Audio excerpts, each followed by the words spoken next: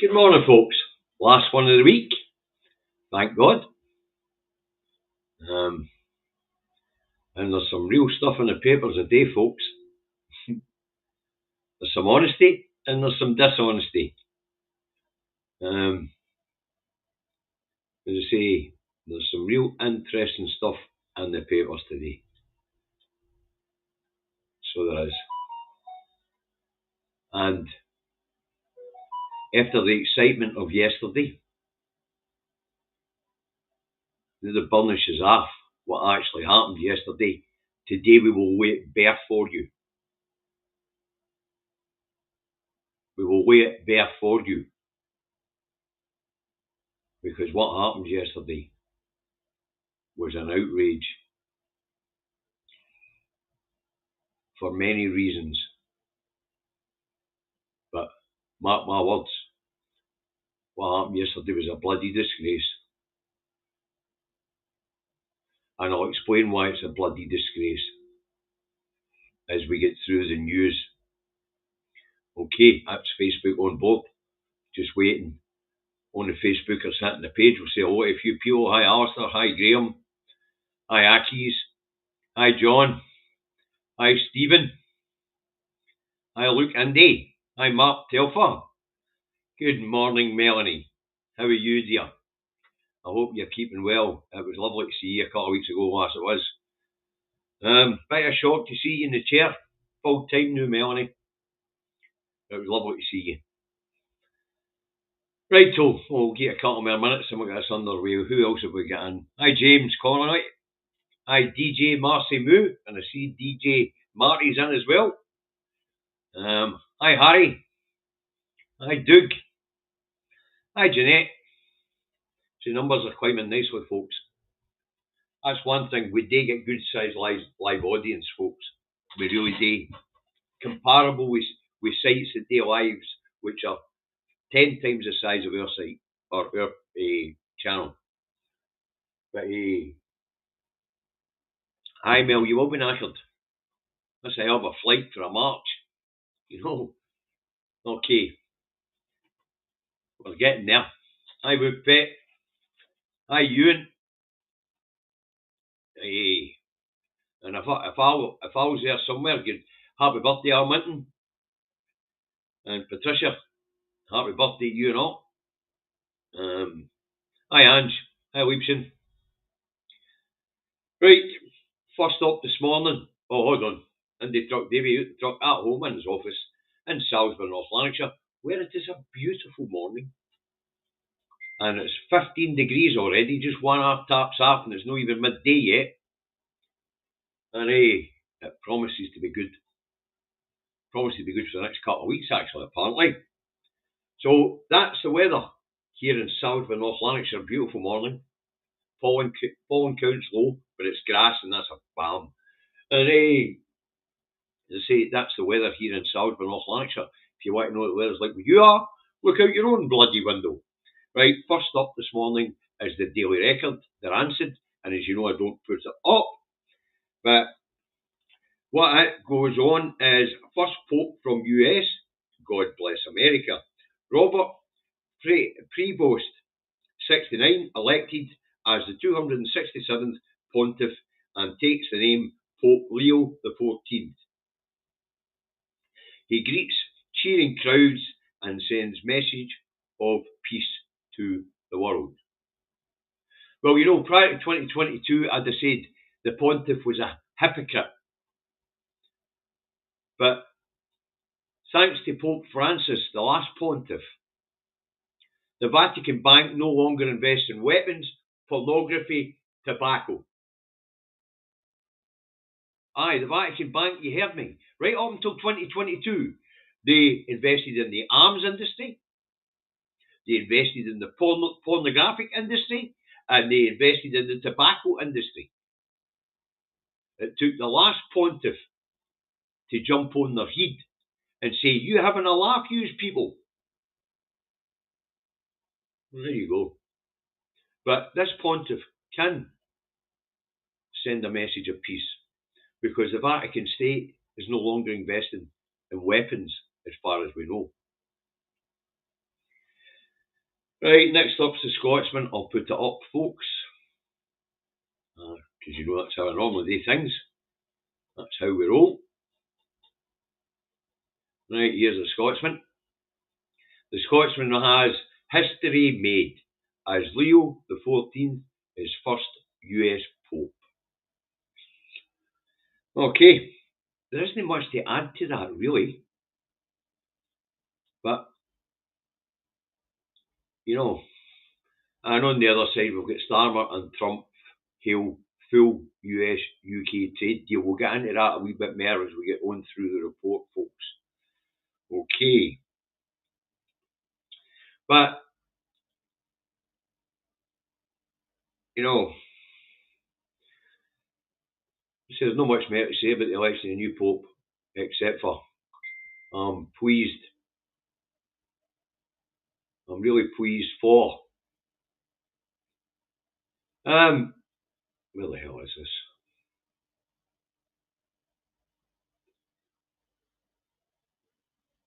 I'm really pleased for the Catholic people, people of Catholic faith. I am. I'm not a religious man. I'm not going to get excited about it. You know what I mean? Right. Next up, we've got Lonely Rag, the Express. What's the Express got for us today? If I can find the bloody thing, it's going to be one of the days. It is going to be one of the bloody days. By looks at. Let's try either side of that. Why is it nothing's where you put it? The Lonely Rag, the Express. Here we go. And the Lonely Rag, the Express has. UK has been shafted by Labour's US trade deal claims Tories. And they're right. I'll get a wee bit more into that as we go further down. The royal family lead our VE Day remembrance 80 years on. Cheers as American-born pontiff calls for humanity to build bridges. Leo is first US Pope. First thing that came to mind when they said build bridges. Well, I'm an engineer. I thought, oh, the Pope's an engineer. Good stuff. Stop sharing that. What one was that? No. Now I've got to try and find it to shut the bloody thing down. That's the one. Okay. Next up.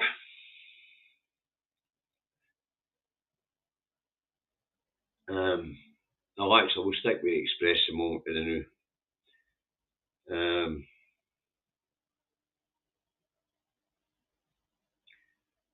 What came after the Express?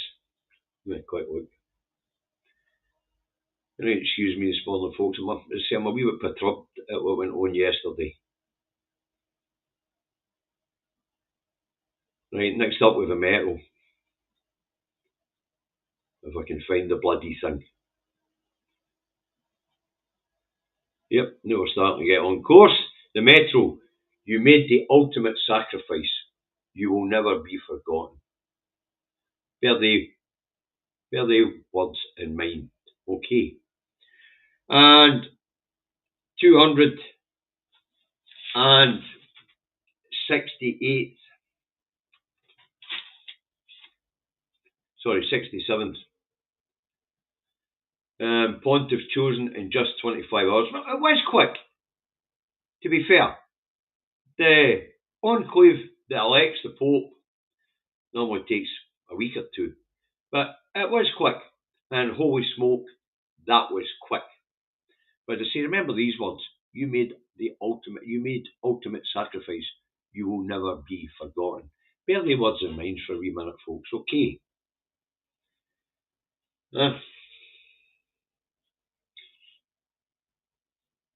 So, the Metro. What one's that? Nope. Keep going, we get the one. That's the Metro there. Shut that down. Next up, we have the Herald.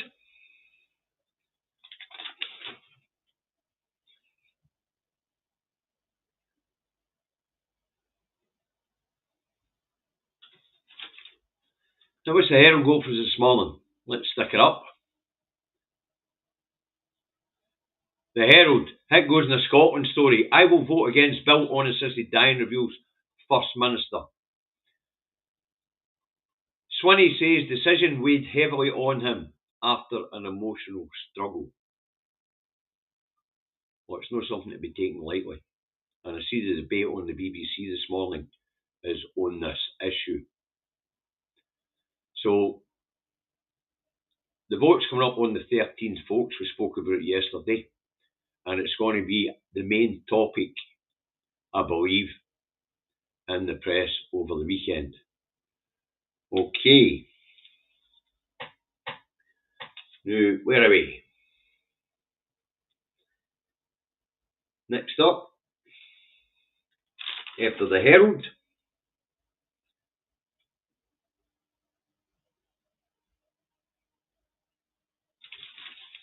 Oh, there's another bit of the Herald that I wanted to mention. That was the byline in the Herald. The byline in the Herald says SQA reject 90% of appeals by students. So, this has been portrayed as a bad thing, that 90% of appeals are rejected. Let me turn that on its head. SQA examiners grade 90% of exams correctly. There you go.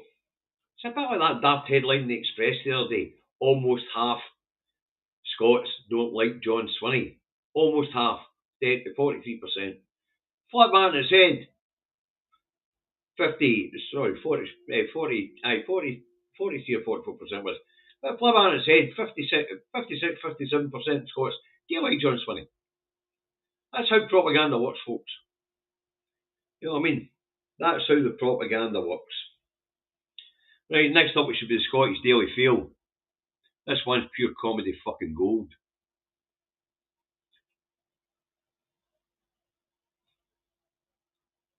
Here we go. US trade deal made by Brexit. Alright. US trade deal made by Brexit. President's surprise call to Starmer during...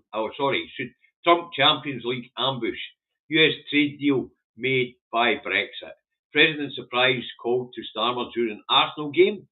Boost for British cars and steel thanks to EU exit. But Tories warn it's a Diet Coke deal and not the real thing. Keir Starmer struck an emergency trade deal with Donald Trump yesterday in a bid to save the British car industry. Folks, this is all shite and smoke and mirrors. Okay. What happened yesterday was the bones of a deal were laid out. No signed, sealed and delivered yet.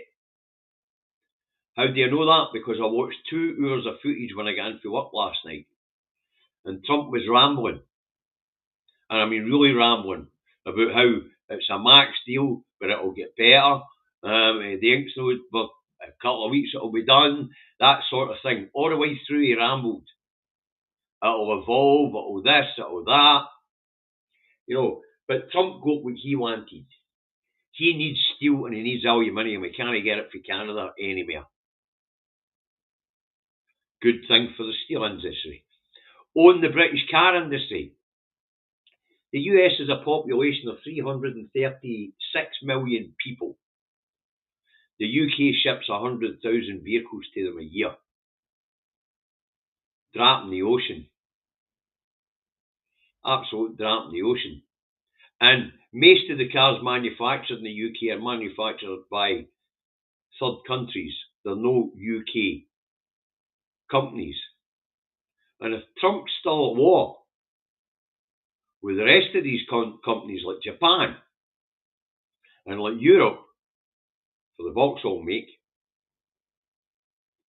then bet your boots they'll just tell the production plants in the UK you're no shipping to America. End of story. And then the other thing, while the whole world's stoning up to Trump, and I mean the whole world's stoning up to Trump,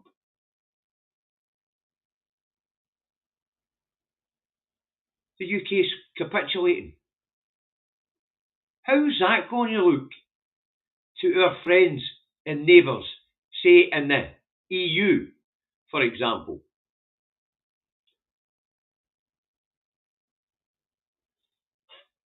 But Little Britain is desperate. It's cut itself off its biggest market. It went swashbuckling out into the world to get rejected by every fucker. Everybody. And anybody that did give us a trade deal cut the legs out from under us. In fact, the only one that's decent has been the India trade deal. And the racists are going to complain about the visa situation. The amount that's been allocated to India and the trade deal. Not that many people fucking read it. But what was the trade-off? What was the trade-off for Starmer in desperate little England? What was the trade-off? We'll get to that a wee bit further down, because Davies also read every article he could get his hands on. I've even looked at dispatches in the government website to have a look at the bare bones of this deal. And there was a big trade-off, folks. Now, if you think back to the beginning of Starmer's term, he turned our defence policy to the White House, to America.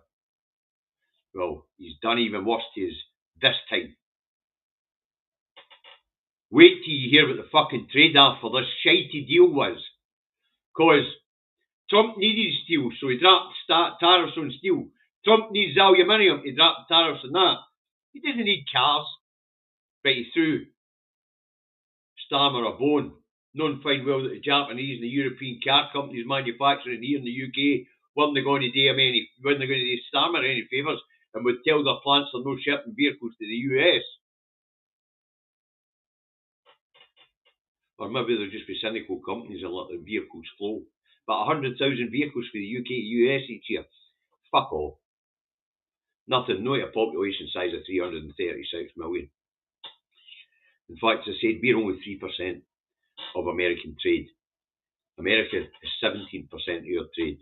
It's about to become a whole lot more than that, and the cost is going to be fucking horrifying. As horrifying as the despicable scenes on the television yesterday. And I will get to that. I mean that, I will get to that. I'm trying to be as calm as possible about this. But remember the words, ultimate sacrifice, you'll never be forgotten. Because two men yesterday made sure that the dying out and the last of the silent generation who fought that war, Starmer and Trump, made sure that they would be forgotten. Fucking made sure they would be forgotten mid-celebration too. In fact, this is the first time it hasn't really been a celebration VE Day. It's been more commemorative because there are very few of the silent generation left.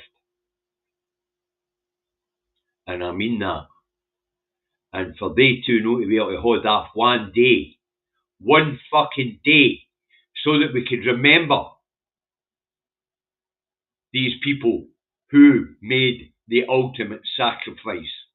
Well, I'll tell you what, as an ex-serviceman, I don't really celebrate a Armistice Day or the end of the war. It wasn't my fight. But I have the ultimate respect for the people who fought in it.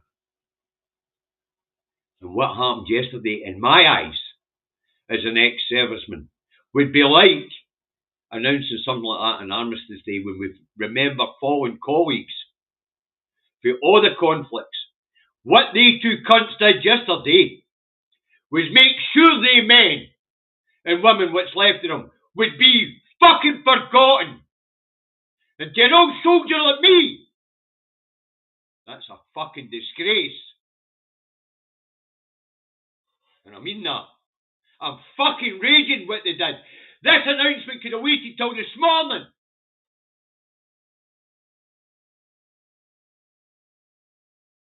It could have fucking waited till this morning. Thanks very much for the super chat, Graham. Thank you. What happens if Westminster votes against assisted dying and Scotland votes for? Will it be blocked? Scotland's votes coming first. Starmer's kicked assisted dying in England in the English Parliament down the road to 2029, and I'll be vetoed because it would skew the markets. So, while people were heralding this deal yesterday, all I could think to myself is, how fucking disgusting. You'll never be forgotten. Well, Starmer and Trump showed the ultimate disrespect yesterday to make sure they were forgotten. They even spoke about it. We won the war together. Now let's disrespect the dead together.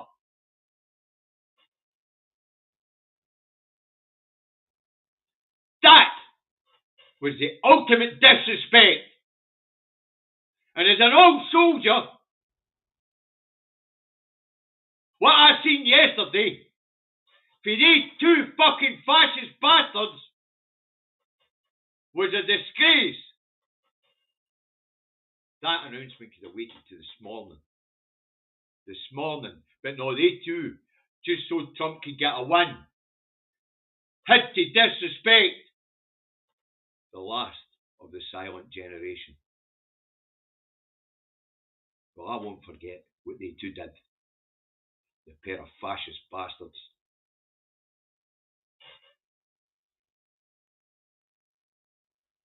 I've lost my fucking place.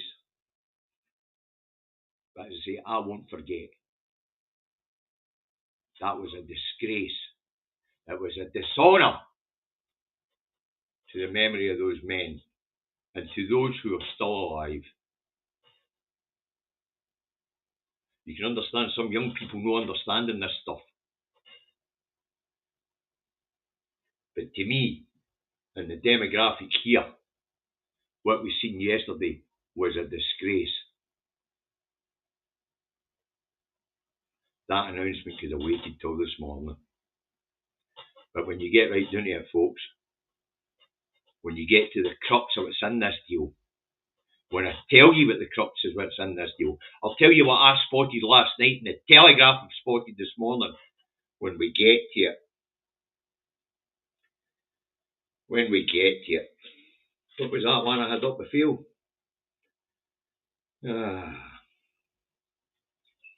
I'll just pick them off randomly now. Alright, let's see what we've got. The Times has, in God we trust, new Pope is an American. Looks like a nice fella. They tell me he spent most of his time in South America. And PM hails historic deal with US. Historic my arse. The paperwork's no signed yet. And the price was too high. So it was. And people will be wondering what the price was. Well, we'll get into it in a minute. I promise you that. We'll be getting to it in a minute. Let's take that down. Let's get to the price right now, shall we? Let's get to the bit that they didn't want you to hear about.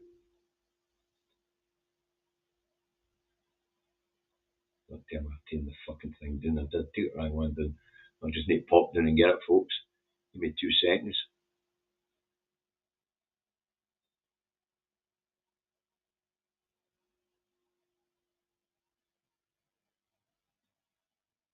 Oh, no, it is there. That'll open up again anyway. That way it should become easier to find. Here we go.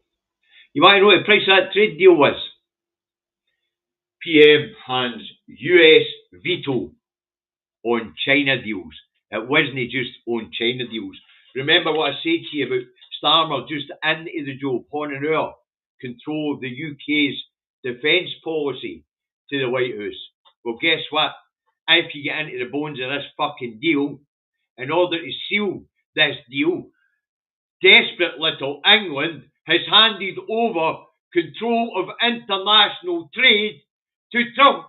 He now gets to veto any trade deals that the UK are about to undertake if he doesn't fucking fancy them.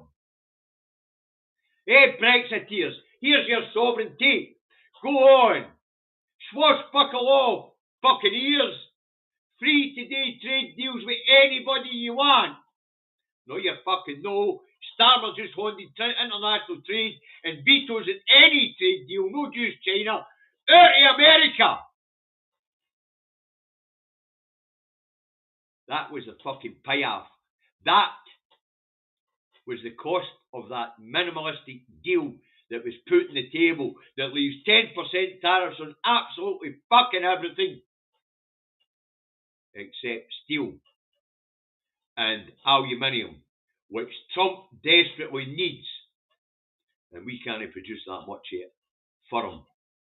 But he'll take the win anywhere, because he wanted 90 deals in 90 days when he started the tariff war. But the whole fucking world went elbows up Trump, except for pussycat, desperate little England, who needed a fucking trade deal. Because the UK economy is on its arse. Well, guess what the trade-off is?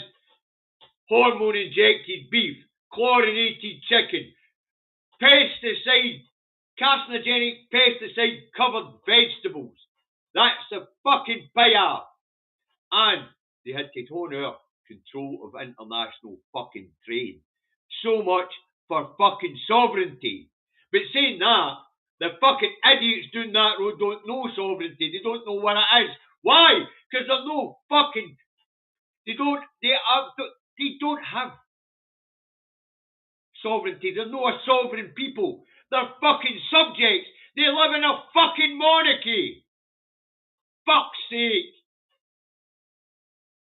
Wow. And this is what I'm talking about when we talk about intellectual decline, folks. But there was a trade-off. Clearly highlighted for you in the Telegraph. Starmer, at the start of his term, handed over defence policy making to the White House. He's just handed over international trade to the White House. And that is fucking madness. Fucking madness. And by the way, when they're looking for better terms with the EU, Westminster, that's just we're going to get vetoed by Trump. Oh, and the other thing is, of course, the NHS is now opened up to privatisation, isn't it? But we'll get to that and all. As I say, the main thing for me yesterday was the absolute disgrace of the spectacle of the disrespect shown by these people to the last of the silent generation. And these fascists, and I mean fucking fascists for taking the piss, as the last of the peoples who fought fascism last time out shuffle off this mortal coil. Next up we have The Guardian. I'll get to your super chat in a minute, Alistair. Thank you again, you're such a generous man. Evil will not prevail. First US Pope vows to build bridges. See, I didn't know he was an engineer. UK strikes trade deal to reduce Trump tariffs on absolutely fucking nothing except for what Trump needs. High-end cars for his pals to piss about in. And steel and aluminium, which you can no longer get at a reasonable price from Canada.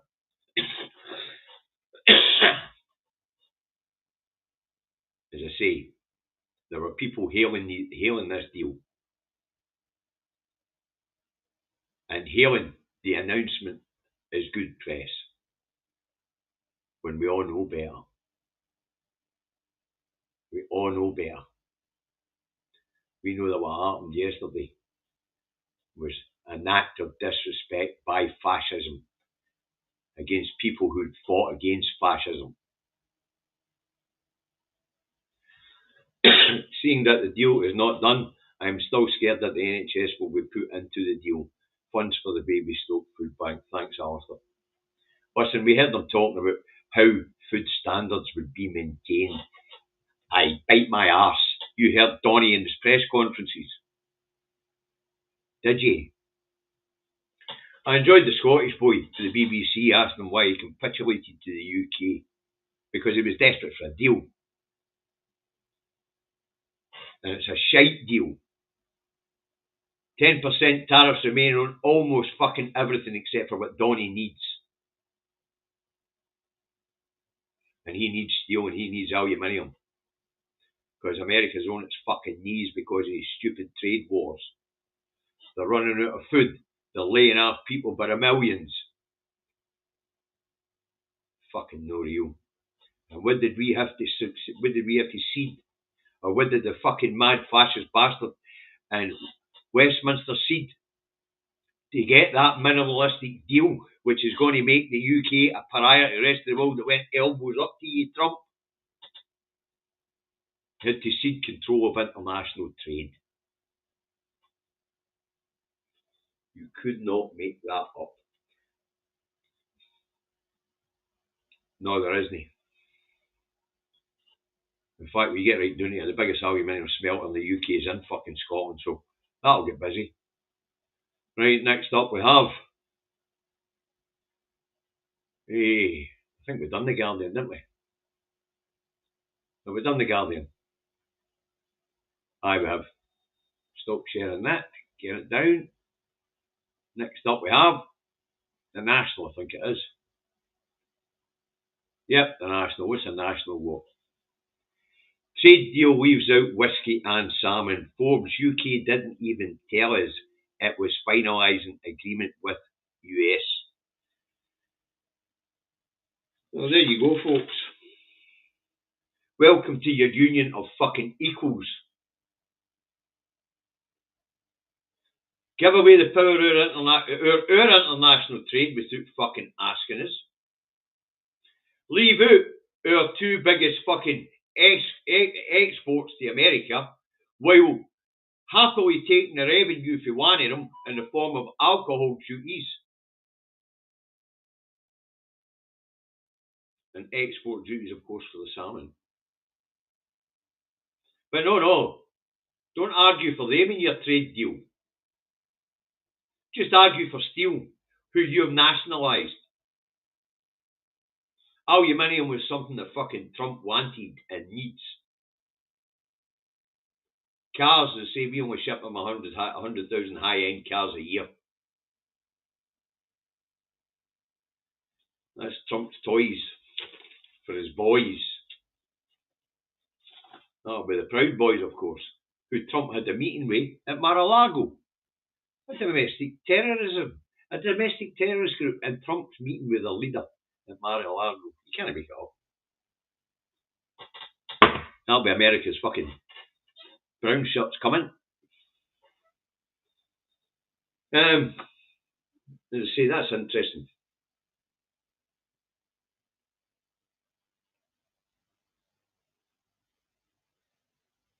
That is interesting.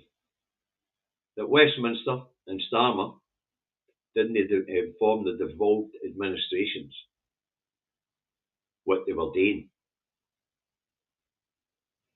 Says a lot, huh? Fucking says a lot. So much for a union of equals. Why weren't we at the table when this trade deal was being fucking negotiated? Where was Wales' representation? Where was Northern Ireland's representation? Where was Scotland's representation, little England? It's you that's desperate for fucking trade deal. No, you couldn't make it up, man. Next up, we get the eye. This one is an absolute Fruit Loop of a headline. This one, the eye. Oof. This one is a Fruit Loop of a headline. Love this one. UK wins global race to shake off worst Trump tariffs. UK wins global race to shake off worst Trump tariffs. It's a comedy headline of the day, I think. You know, let me fix it. Desperate little Britain capitulates to Trump as rest of the world stands strong, united against Orange Man, baby. Elbows up. No. Little England is so weak right now, it was pants down. That's what it was. Pants down and face right up Trump's arse. And to boot, giving away our control of international trade and giving the White House a veto in any future trade deals with China or anybody else, because I've read the bones of the agreement, was economic fucking madness. Starmer's got a thing coming up with the EU shortly. That just got a whole lot more difficult. As to Japan, China, and anywhere else that's been heavily tariffed. Canada, a Commonwealth country. Hey, that'll look good for Charlie, eh? And Mother England just stuck fucking two fingers right up to Canada. Where's the solidarity with Canada? Little England. And by the way, I don't mean Little England isn't it people, I mean fucking Westminster and its bubble. Wow. If I was a Canadian right now, I would want to become a fucking republic. And I mean that. If I was a Canadian right now, I would want to become a republic. So I would. I mean, really? What does that say? When the mother country is capitulating to the orange man baby next door that's shafting you. You could not make this stuff up, folks. And then, of course, there's the sheer disrespect of the silent generation by two fascist bastards. And what do I mean by fascist bastards? Well, let's put it this way. Mr. Milligan described it perfectly yesterday in the Two Davies. Fascists single out minority groups to make an enemy. The UK government's been doing that since Tony Blair and bashing the single mums. At the moment, it's immigration. And it's the trans people, it's children, it's elderly, and it is the disabled. That's fucking fascism. Go to its boots on, folks. And then let's look at the other evidence. We've got journalists jailed, we've got peaceful protesters jailed, we've got criminals being released to make space for them. And I keep hearing people talk about, they've done good things. They've done no good things. Are people not observing what's going on? And yesterday was the ultimate disrespect of the last generation who fought fascism by two fascists. Now, don't blame the young for no understanding this stuff. But a lot of us have been observing this stuff for over 40 fucking years. From street parties in VE Day in the 70s to respectful mourning rather than a celebration yesterday as the last of the silent generation shuffled off this mortal coil. And we two fascists break the silence and the respect.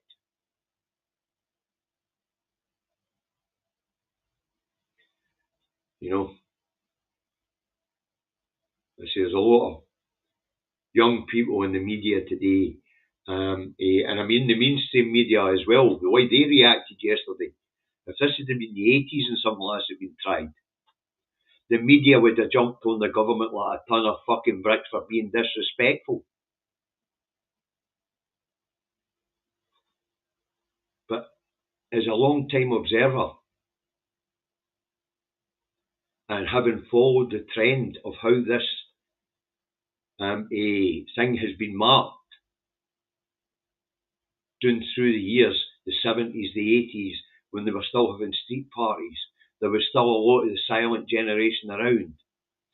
Into the 90s, it became a bit more toned down. Into the 2000s, the street parties became a bit more toned down, the ones that were still being held. 2010, 2020, even more respectful and toned down. Yesterday, solemnly respectful and toned down. And two fascists jumped in with their jackboots to show the ultimate disrespect to the last generation of people who fought to defeat fascism. The irony of it.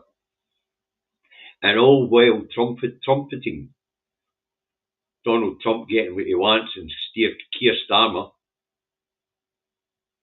opening up the UK to the US invasive marketeers, cap US food.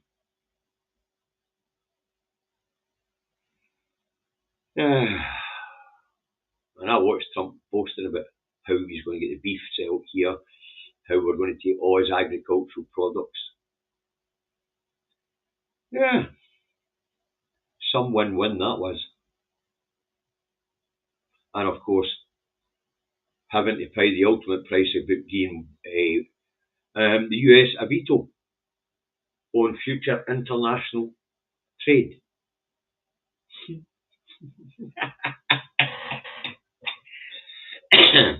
Yeah. But to be fair to young people, this stuff isn't as important to them as their futures. And their futures are pinned on this trade deal. But as I say, for a long-term observer's perspectives, that announcement could have waited to this morning.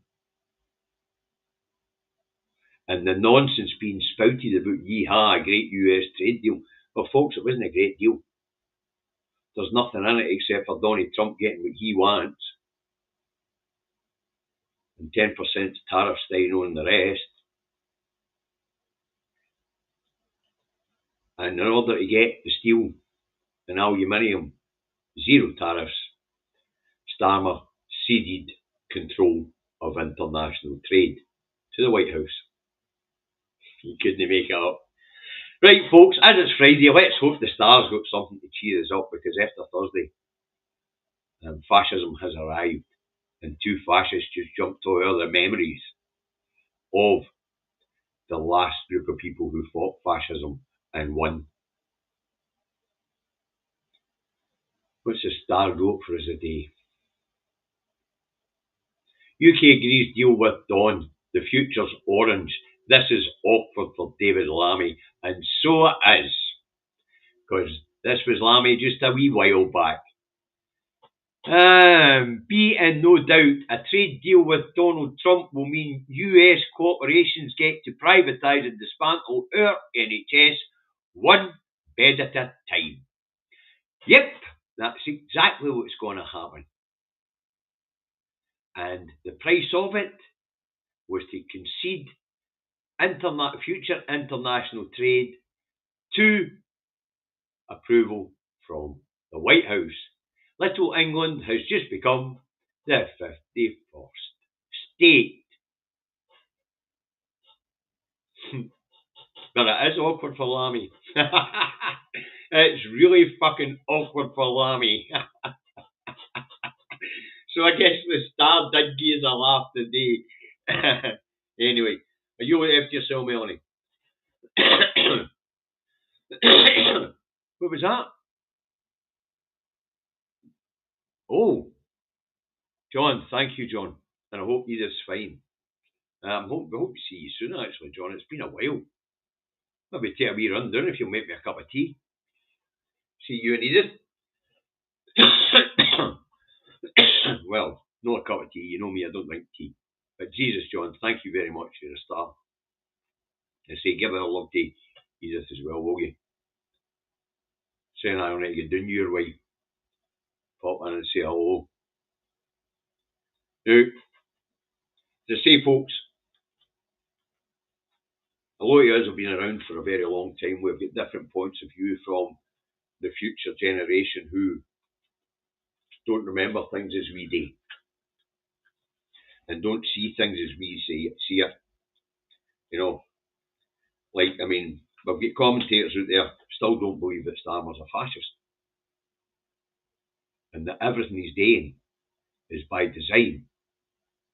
And actually, Starmer's not running the country. It's a guy called Morgan McSweeney, who is Labour's chief of staff. Starmer's chief of staff. But he's also the chief executive for the Labour Party, which he runs with an iron fist. And he's a right-winger, an extreme white right-winger. He makes Farage look like a fucking pussycat. A pussycat. But, as I say, what I seen yesterday and what a lot of young reporters in the mainstream media and on YouTube and everywhere else seen is totally different. But I've got the best part of 50 years of experience observing this stuff. And I've got a fucking long memory. I've also got the ability to speed read. So when I found out in Young Reagan Elite's programme last night that there was a deal coming round with America, well, when I got in up until I was speaking to Mr. E for 11 to about 12, I read every fucking article I could get my hands on. And because I know how to do it, I also got the government's information on it.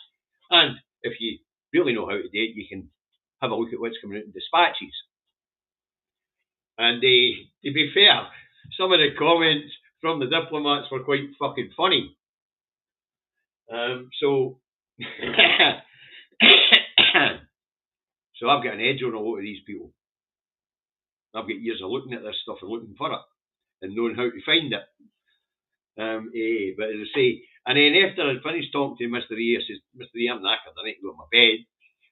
I can't mind what time that was. But then I sat up and I watched every fucking video, press conference and every press brief that I could see on it. The scorn being thrown onto it by the American media, and of course the spin being put on it here on these islands. But I'm lucky enough to know how to find that information fast, as you guys know, and I'm a speed reader. I could do 10 articles in half an hour. You know, I developed 10 articles in half an hour actually, but that's just something I've developed because you try to consume huge amounts of information when you're doing this sort of stuff. You know, but that's the trade-off, folks, and I'm glad the Telegraph picked up on that and all. Because that would have been the only, if I hadn't been there in the papers and I'd been telling you this stuff, you wouldn't believe me. But about 10:30 last night, I'd realised that he'd handed away control of international trade by giving the White House a veto on future international deals, international trade deals. So, Starmer so far has given away military policy, control of military policy to the White House. He's now given international trade, control of international trade to the White House, and he's opened up the doors for Trump to flood the place with cheap, poisonous food and to take care of the NHS. It won't be like that, but it will happen. It will happen. As David Lammy has told you. So, there you have it. Okay. That's what I've got for you this week, folks. As I say, yesterday was the ultimate disrespect to the silent generation, the last generation who fought fascism, when two fascists broke the solemn respect that was being shown to ensure that they would not be forgotten on VE Day, but the last of the silent generation would be. I've been watching this stuff for a long time, folks, as you are all aware. You are all aware. A lot of you have been following me for 10 years. I've been watching this stuff for a long time, so obviously we've got, and our demographic did have a certain different, as I say, perspective than the younger generation, because they're looking to the future, whereas we're sort of looking over our shoulder to try and predict what's coming around the corner to protect them from the potential future that's coming around the corner. Now, it's the weekend, folks. Look after yourselves. I want to thank everybody for your generosity, your kindness, your support, and to continue to follow us. And hit the like button, folks. It does help the algorithm. If you've not subscribed, please subscribe. We're quite. I mean, I don't know how much more we could grow this channel. Only 19.8% of people who watch the channel are not subscribed. You know, out of the 3,374, we lost a subscriber yesterday. 3,374 subscribers. I mean, we know each other. But I want to have a bit of fun going through the analytics we use, guys. It's quite extensive. If you don't know about running a YouTube channel, I will. I mean, even when it comes to revenue, it's hilarious. Absolutely hilarious. I think this channel makes 6 pence a month for advertising. 6 pence a month. The same. Remember, folks, we need to make sure that the enthusiasts yesterday understand what was actually going on when this trade deal was announced. That it was two fascists jumping on the last generation who had successfully defeated fascism. Alright, now you guys have a cracking weekend. Look after each other. We'll see you back here Monday morning, 10:30, with another newspaper review. Hopefully I'll have calmed down. I was trying to keep it calm today, but the absolute disrespect that was shown to the silent generation yesterday just fucking enraged me. There's not that many of them left. And they say we're all old enough to remember the street parties, to the solemn respect that we celebrate with today. Look after yourselves, look after each other. See you Monday morning, 10:30. Don't be late, you'll be on the naughty step. Bye for now. Keep your eyes on the prize, folks. Keep your eyes wide open and on the prize.